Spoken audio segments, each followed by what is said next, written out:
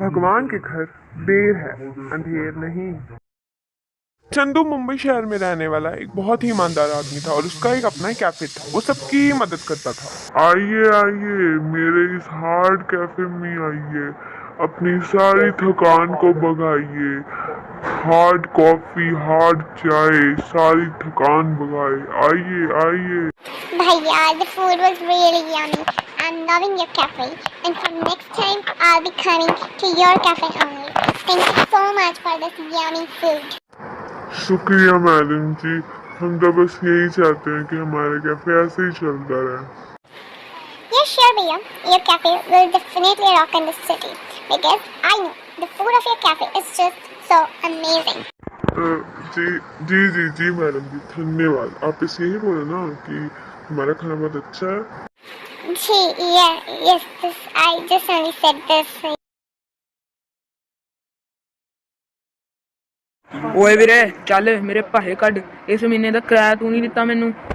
भैया थोड़ा सा समय दे दीजिए सरदार जी। हमें हमें पता है आपका किराया देना है, पर अभी हमारे घर की स्थिति थोड़ी ठीक नहीं है। हमारी पत्नी भी बीमार है। हम क्या करें, हमारे को अपने बच्चों की स्कूल की फीस भी भरनी है। थोड़ा सा समझिए ना। चल ठीक है, परसों 11 बजे मैनू मेरा दुकान का पूरा किराया चाहिए, नहीं तो तेरी ये दुकान तेरी नहीं रहेगी। साहब आपसे थोड़ा काम था। हाँ हाँ बोलो। साहब वो हमें कुछ पैसों की ज़रूरत थी। पैसे? कौन से पैसे? कोई पैसा नहीं है मेरे पास। अरे मैंने भी तो साहब आपकी मदद करी थी ना, जब आपको भी चाहिए थे कुछ पैसे, तो आप भी हमारी इस बारी मदद कीजिए। तुम मेरी मदद करोगे? जाओ जाओ, कोई पैसा नहीं है मेरे पास, निकलो मेरे घर से। साहब पर प्लीज़ मदद कर दीजिए।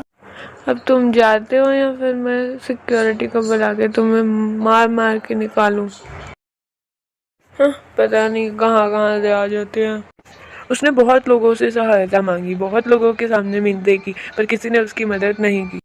हे भगवान, अब आप ही मेरी मदद कीजिए। मैंने तो सबकी मदद की है, पर मेरे साथ ही ऐसा क्यों होता है? भगवान, अब आप ही मेरी मदद कीजिए। तभी उसके घर से फ़ोन आता है। उसके बच्चे उसे कहते हैं कि उनकी माँ बहुत बीमार है और जल्दी से जल्दी डॉक्टर को नहीं बुलाया गया तो हालत बहुत गंभीर हो सकती है। अगला दिन हुआ। चंदू पूरा दिन मेहनत करता रहा कि कहीं से उसका पैसों का इंतज़ाम हो जाए, पर ऐसा कुछ नहीं हुआ। हे भगवान, आज का दिन भी निकल गया। कल सरदार जी मुझसे पैसे मांगने आ जाएंगे। अब मैं क्या करूं? हाँ जी, याद है ना, कल सवेरे मैनू मेरे पैसे चाहिए ने। देख लियो, गड़बड़ नहीं होनी चाहिए कुछ। वो अपने घर जा रहा था, तभी रास्ते में उसने एक छोटी सी बच्ची को अकेले बैठा देखा। उसके मन में बुरा करने का ख्याल आया। उसने सोचा कि वह इस लड़की को किडनैप कर लेगा और उसके बाद कुछ पैसे मांगकर अपना गुजारा कर लेगा।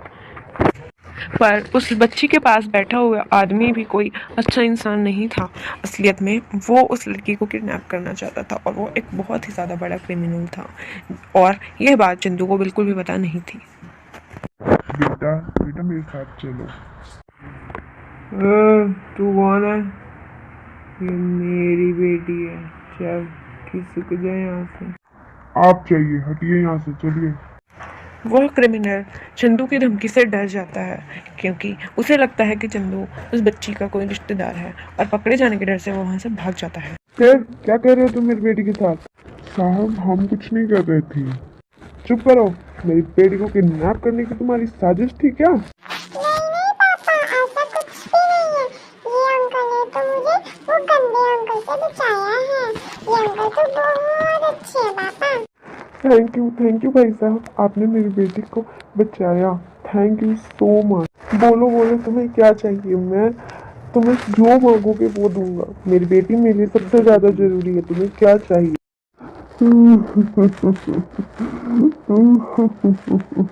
साहब मुझे माफ कर दीजिए।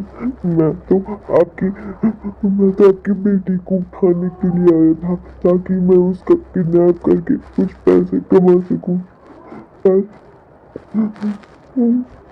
मेरे से भगवान ने एक अच्छा काम करवा दिया। आपकी प्यारी सी बेटी को मैं बचा पाया, पर फिर भी आप मुझे इतना बड़ा इनाम दे रहे हैं, इसलिए मुझे बहुत शर्म महसूस हुई।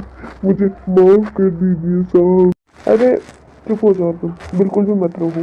तुमने जो भी किया, तुम एक बहुत अच्छे इंसान लगते, तभी तुमने अपनी गलती को माना। तुम बताओ तुम्हें क्या चाहिए? तुम्हारे पास पैसे नहीं है तो क्या तुम मेरे ऑफिस में काम करोगे?